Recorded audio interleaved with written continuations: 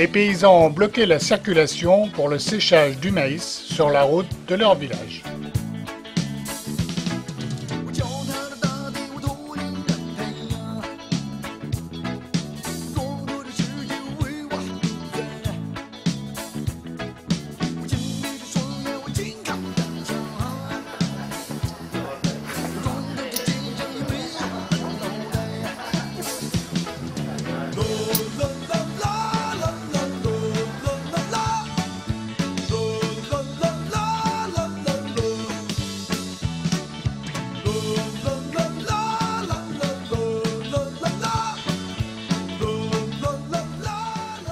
D'une longueur de 6700 km, selon les dernières estimations, la Grande Muraille est une merveille tant par sa beauté que par sa réussite architecturale. La construction originelle remonterait à l'empereur Qin Shi Huang, premier souverain de Chine, au IIIe siècle avant Jésus-Christ. Cette prouesse fut réalisée en reliant entre eux d'anciens murs édifiés par des États vassaux. Il en résulta une première muraille de 4800 km. On estime à environ 1 million le nombre de morts sur le chantier en 10 ans.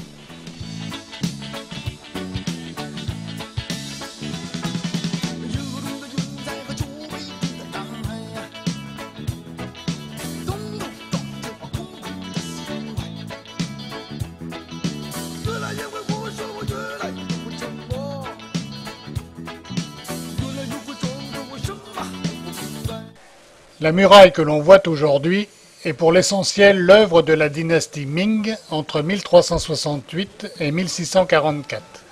Elle est plus haute et plus longue que la première, mais aussi surtout plus solide grâce à la technologie des briques.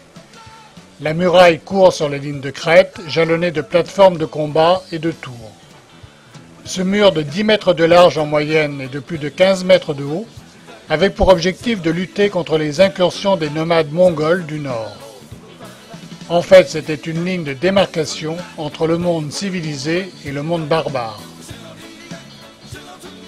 Pour prévenir la capitale de l'époque du danger, les soldats émettaient des signaux de fumée de ces tours aux points stratégiques.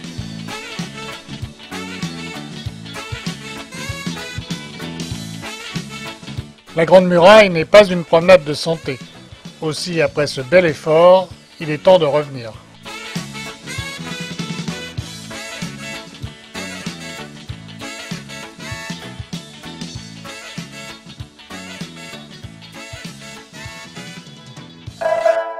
Le cloisonné est un art typique chinois qui consiste à cerner le contour de motifs à l'aide d'une mince bandelette métallique soudée sur le champ du métal, ici du cuivre.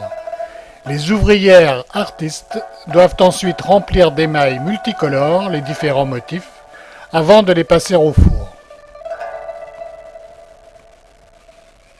Apparue sous les périodes de la dynastie Yuan, cette technique s'est développée sous le règne de Jintai des Ming et est devenue un des arts spéciaux de Pékin. La couleur bleu éclatant de l'émail, utilisée le plus souvent à cette époque, a d'ailleurs donné en nom chinois bleu Jintai.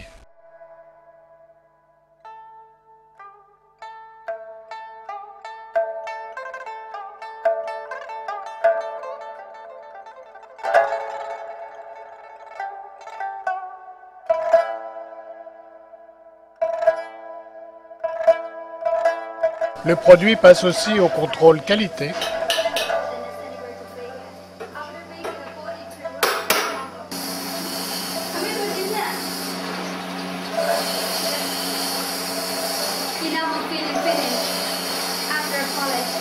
Il est enfin poncé de façon tout aussi archaïque.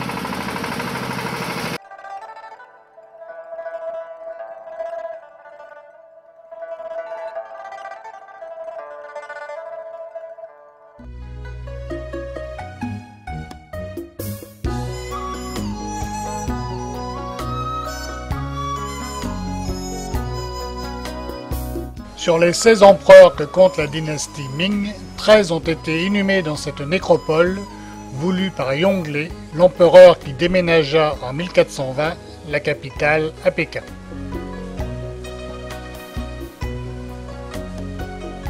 La sépulture de Yongle que nous visitons constitue le centre du cimetière, les autres tombeaux étant disposés en éventail autour de la voie des âmes.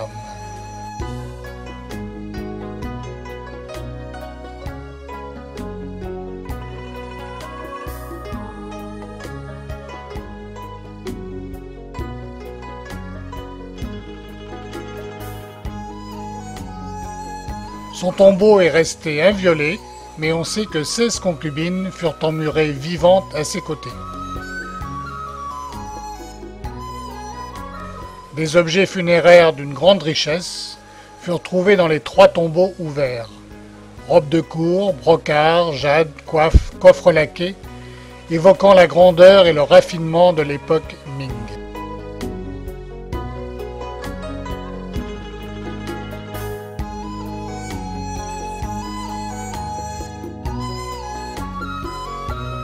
La route qui conduit au tombeau est appelée voie sacrée ou voie des esprits ou encore voie des âmes. Nous la remontons à l'envers. Cette longue allée est bordée de 36 statues de pierre, 12 dignitaires civils et militaires et 12 paires d'animaux, lions, licornes, chameaux, éléphants, chevaux et chimères. Ces statues, nichées dans un somptueux décor de verdure, semblent former une garde d'honneur.